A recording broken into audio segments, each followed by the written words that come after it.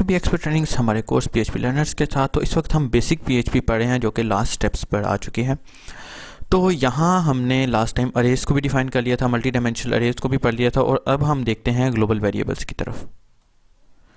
Global variables basically क्या होता है, तो मैं आपको सिंपल वर्ड्स में ये बताता हूँ कि ग्लोबल वेरिएबल्स ऐसे वेरिएबल्स होते हैं जिसको हम बिल्ट इन वेरिएबल्स कहते हैं, जो कि पीएचपी की तरफ से, जिनका हर वेरिएबल का एक स्पेसिफिक मकसद होता है और स्पेसिफिक पर्पस के लिए बनाए जाते हैं। लाइक ग्लोबल जो है वो कहीं भी वेरिएबल को एक्सेस करने के लिए बनाया जाता है। सर्वर जो है ये सर्वर की इन्फॉर्मेशन गेट करने के लिए बनाया जाता है, और डाटा जब हम पास कर रहे होते हैं तब हमें जब नहीं पता होता कि हम के पीछे से मेथड कौन सा आ रहा है, पोस्ट आ रहा है या गेट आ रहा है या डिलीट आ रहा है, देन हम रिक्वेस्ट यूज़ करते हैं। उसके बाद ये पोस्ट है और ये गेट है, देन फाइल्स को गेट करने के लिए ये ग्लोबल वेरिएबल फाइल है, ये यूज़ होता है। ENV और कुकीज़ और सेशंस के बारे में आपने सुना होगा, जब आप कोई भी वेबसाइट खोलते हैं तो वो कुकीज़ के लिए परमिशन मांगता है, तो वो इन्हीं चीज़ों से रिलेटेड होता है। तो सबसे पहले हम स्टार्ट करते हैं ग्लोबल्स की तरफ के ग्लोबल्स क्या है। ग्लोबल्स जो है कि ये सुपर ग्लोबल वेरिएबल है बेसिकली। इसमें क्या होता है, इसमें हम अगर हमने कोई फंक्शन में या कोई वैसे ही कोई वेरिएबल डिक्लेयर करवाया है लेकिन ग्लोबल्स के अंदर रख के करवाया, तो हम अपने प्रोजेक्ट में कहीं भी अपने वेरिएबल को गेट कर सकते हैं, कहीं भी हमें ज़रूरत पड़ के। यानी कि बाज़ औक़ात ऐसा होता है कि हमें कुछ चीज़ें, कुछ ऐसे वेरिएबल्स भी होते हैं जो हमें पूरे प्रोजेक्ट में चाहिए होते हैं, तो उनको लेने के लिए कुछ ऐसी वैल्यूज़ होती हैं जो हमें पूरे प्रोजेक्ट में चाहिए होते हैं। उनको गेट करने के लिए हम ग्लोबल्स का एक ही वेरिएबल बना रखते हैं, ताकि हमें बार बार उसे डिक्लेयर ना करवाना पड़े और बार बार हमें उसे मेंशन ना करना पड़े। एक ही चीज़ बना लेते हैं जो कि हमारे लिए फ़ायदेमंद हो जाती है। तो हम बात करने जा रहे हैं इसकी। अब हम इसका थोड़ा सा प्रैक्टिकल देख लेते हैं। एक एग्जांपल आपको सामने भी नज़र आ रही होगी, लेकिन हम इसको थोड़ा सा प्रैक्टिकल में जाकर देखते हैं कि है क्या। तो मैं बात करने जा रहा हूँ इस वक्त इसकी। तो फॉर एग्ज़ाम्पल मैं यहाँ एक वेरिएबल क्रिएट करवा लेता हूँ जिसका नाम है, जिसको मैं A दे देता हूँ और इसकी वैल्यू मैं 5 कर देता हूँ। मैंने आपको पहले भी बताया था कि वेरिएबल को डिक्लेयर करने का जो है ना, इसके नहीं करवाया जाता यहाँ के भाई PHP में कि ये इंटीजर है या स्ट्रिंग है, इसकी वैल्यू से उसको पता लग जाता है। तो दोबारा बताता चलूँ कि जब हम इंटीजर वैल्यू देनी होती है तब हम ये स्ट्रिंग जो है ना विदाउट कोट्स यूज़ करते हैं, और अगर हमने स्ट्रिंग देनी है तो हम इसको ऐसे यूज़ कर लेंगे। तो यहाँ से इसको PHP को पता लग जाता है कि ये वैल्यू कौन सी है, हमें स्पेशली डिक्लेयर करवाने की ज़रूरत नहीं होती। उसके बाद यहाँ मैं एक फ़ंक्शन क्रिएट करवाता हूँ जिसका नाम हम रख देते हैं ऐड का। चलिए सिंपल जो है ना हमने अंडरस्टैंडिंग करनी है। एडवांस PHP में इंशाल्लाह हम मज़ीद इन चीज़ों को पढ़ेंगे, प्रैक्टिकली यूज़ भी करेंगे। तो यहाँ मैं ये करने के बाद अब मैं यहाँ एक ग्लोबल, यहाँ से अगर आप इसका PHP की लाइब्रेरी या प्लगइन इंस्टॉल कर लेते हैं ना सबलाइन में, तो आपको ज़रा आसानी हो जाती है सिंटैक्स लिखने में। तो यहाँ मैं इस वेरिएबल को गेट कर लेता हूँ, ठीक है। मैं ऐसा करता हूँ, मैं इसको कर लेता हूँ, कॉपी पेस्ट कर लेता हूँ, this one and this A plus this and B। अब यहाँ आ गया ये। अब मैं इसको क्या करूँगा, मैंने ये ग्लोबल में एक जी का वेरिएबल क्रिएट करवाया, ठीक है। वेरिएबल मैंने आपको पहले भी बताया है कि हमें डिक्लेयर करवाने की कोई ज़रूरत नहीं है, पहले डायरेक्ट ही इसके अंदर वैल्यू स्टोर करवा लो। मैंने ऐड कर दिया A और B को, ठीक है। यहाँ मैं एको करता हूँ जी को, ठीक है।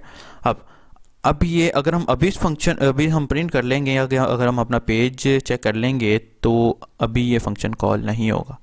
ये फंक्शन कॉल क्यों नहीं, मतलब कि ये फंक्शन का इसका प्रिंट कुछ भी नहीं होगा, बिकॉज हमने अभी तक इस फंक्शन को कॉल ही नहीं किया। तो लाइक फॉर एग्जांपल अगर मैं इसको रिफ़्रेश करके देखता हूँ तो ये देखिए कुछ भी नहीं आया। लेकिन अगर मैं एको पे रखता हूँ और यहाँ अगर मैं इसको डायरेक्टली कॉल करता हूँ, ठीक है, ऐसे हो जाना चाहिए इसको कॉल, मैं ये रखता हूँ तो ये देखिए 9 आ गया। यानी कि इसने इसको प्लस करके और इस फंक्शन से जो हमने एको करवाया था, जो हम रिटर्न करवा रहे थे, वो इसने प्रिंट करवा दिया। अगर मैं इसको हाइड कर देता हूँ तो क्योंकि उसमें कुछ भी रिटर्न नहीं हो रहा, तो इसने खाली प्रिंट करवा दिया। लेकिन इसका दूसरी एक और चीज़ जो कि बताने के लिए मैं ये जो है बता रहा हूँ कि दिस वन जी, ये अब ये हमने ग्लोबल वेरिएबल जी क्रिएट करवाया हुआ था, तो मैंने आपको बताया हम उसको कहीं भी गेट कर सकते हैं, ठीक है। ये मैंने ये गेट कर लिया, एको पर किया और ये देखें ये 9 आ गया, ठीक। और अगर फॉर एग्ज़ाम्पल मैं इसको ऐसे एको करके इसको भी गेट कर लेता हूँ, तो यहाँ 99 शो होना चाहिए। 99 क्यों शो हो रहा है, लाइक अगर मैं इसको ऐसे कर लेता हूँ,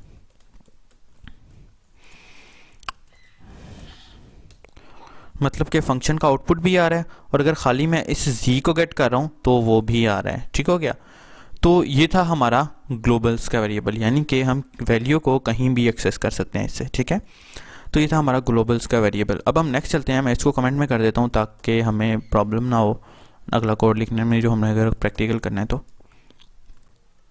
तो उसके बाद बारी आ जाती है सर्वर की, ठीक है, कि ये सर्वर कोड किस लिए यूज़ होता है। बेसिकली सर्वर नेम से ही पता लग जाता है आपको कि ये जो सर्वर है ये सर्वर से रिलेटेड इंफॉर्मेशन आपको गेट करके देगा। लाइक अगर किसी ने होस्ट नेम जानना है तो वो ये वेरिएबल लिखे तो होस्ट नेम आ जाता है। अब ये जो वेरिएबल है ना, बेसिकली ये ऑनलाइन जब हमने अपनी एप्लीकेशन को, अपनी वेबसाइट को सर्वर पर जो है ना लॉन्च किया होता है ना, तब ये वेरिएबल्स काम आते हैं। अभी भी हम इसका प्रैक्टिकल करते हैं, इनमें से एक दो का प्रैक्टिकल कर लेते हैं और देखते हैं कि हमें ये क्या आउटपुट देते हैं। लाइक फॉर एग्जांपल मैं सर्वर में PHP सेल्फ गेट करना चाहता हूँ कि PHP सेल्फ को हम गेट करते हैं।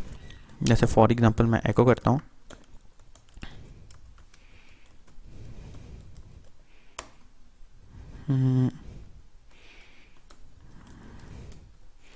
ठीक हो गया। यहाँ से मैं PHP सेल्फ गेट करता हूँ तो ये मुझे आउटपुट क्या देता है, ये देखिएगा।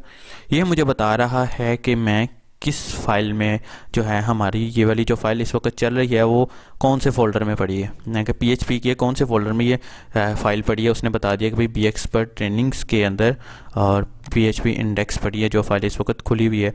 और बिल्कुल ऐसा है, ये देखिए BXpert ट्रेनिंग्स के अंदर PHP की फ़ाइल खुली।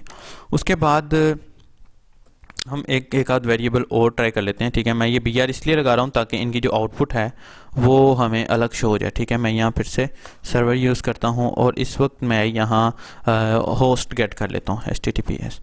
तो आपको पता होगा कि हम इस वक्त होस्ट कौन सा यूज़ कर रहे हैं, ये हमारा लोकल होस्ट है, तो इस हिसाब से यहाँ वैल्यू आनी चाहिए, ठीक है। ये देखिए लोकल होस्ट आ गया।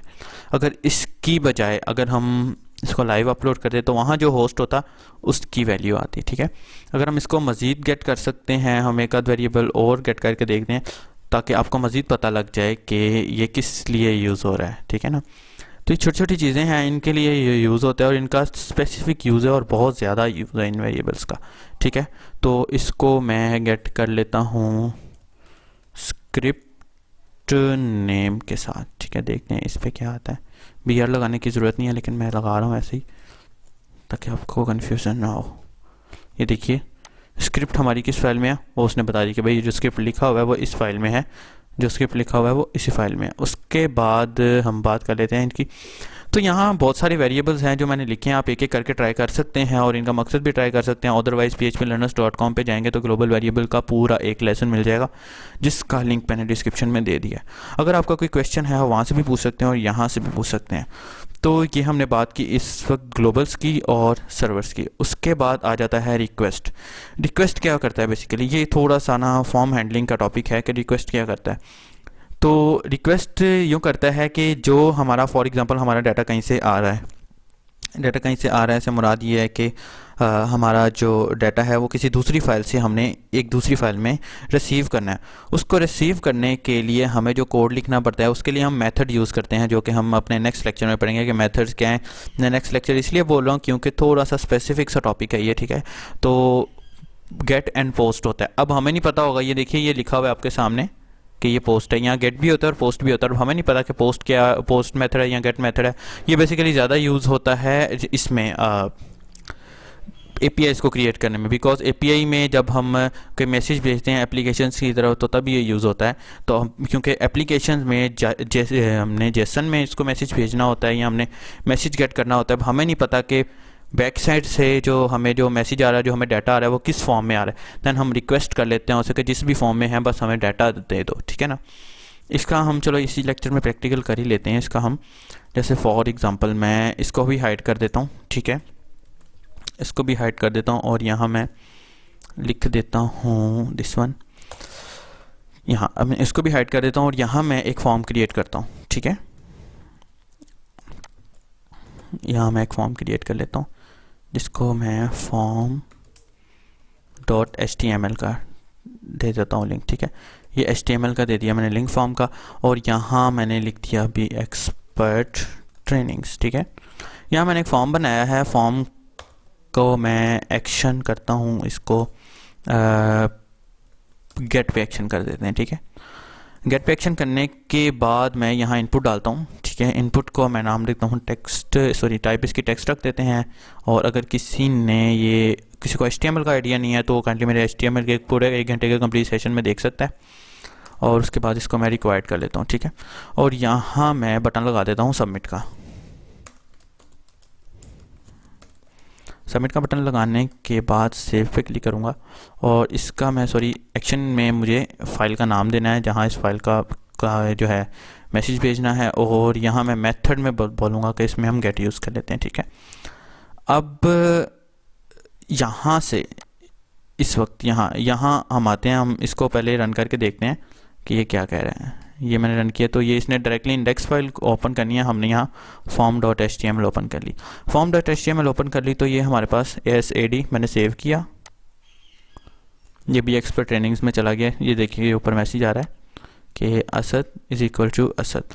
ये असद इज़ इक्वल टू असद क्या है, असद नाम था इसका, हम इसको नेम कर देते हैं, ठीक है, ताकि कन्फ्यूजन ना हो। और मैं यहाँ से ऐसे दोबारा करता हूँ, Asad then name is equal to Asad, ठीक हो गया। अब हम आते हैं रिक्वेस्ट की तरफ। अब हमने क्या करना है, हमने अपनी वैल्यू को रिक्वेस्ट करना है कि जौन सा भी तुम्हारा जो है मेथड है या जो भी है तुम बस मुझे वैल्यू दे दो।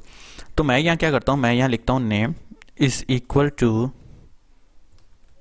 Request, okay. और यहाँ मैं सेम इसी स्पेलिंग्स के साथ जो मैंने ये नेम लिखा है इसको कॉपी करके मैं यहाँ लिख देता हूँ, ठीक है। और इसको मैं एको करता हूँ तो ये मुझे पता लग जाएगा, like for example Asad name is equal to Asad. ये देखिए यहाँ असद प्रिंट हो गया है। इनके मैसेज आ रहा है पिछली फाइल से, वो रिक्वेस्ट कर रहा है यहाँ और मैंने असद प्रिंट कर दिया। अब यहाँ फॉर एग्जांपल मैं कोई और चीज़ प्रिंट करता हूँ, लाइक यहाँ मैं स्पेलिंग मिस्टेक भी कुछ कर देता हूँ ना, फिर भी ये हमें एरर देगा, कुछ भी प्रिंट नहीं होगा। ये देखिए मैंने स्पेलिंग मिस्टेक किया, हालांकि वो स्पेलिंग सेम है, जस्ट कैपिटल और स्मॉल का फ़र्क है। बाज़ औक़ात एग्ज़ाम पे ये चीज़ें चल जाती हैं, कैपिटल और स्मॉल का प्रॉब्लम नहीं आता, लेकिन जब हम सर्वर पे चीज़ को लेके जाते हैं तब ये चीज़ मसला करती है। तो ये हमने इस वक्त पढ़ा है, ग्लोबल्स को पढ़ा है, और उसके बाद हमने सर्वर का वेरिएबल पढ़ा है, उसके बाद हमने रिक्वेस्ट का वेरिएबल पढ़ा है, ठीक है। तो ये हमने 2-3 चीज़ें पढ़ ली हैं। तो हमने अब नेक्स्ट स्टेप एक्सप्लेन करना है गेट को और पोस्ट को। ये थोड़ा सा ज़रा स्पेसिफिक सा टॉपिक है, तो हम उसको नेक्स्ट लेक्चर में डिस्कस करते हैं ताकि कन्फ्यूजन क्रिएट ना हो। तो मिलते हैं अपने नेक्स्ट लेक्चर में। Don't forget to subscribe. अगर किसी को कोई क्वेश्चन है तो पूछ लें। इंशाल्लाह इसके बाद हम एडवांस PHP पढ़ेंगे। तो अपना ख्याल रखिएगा। Take care always, good bye.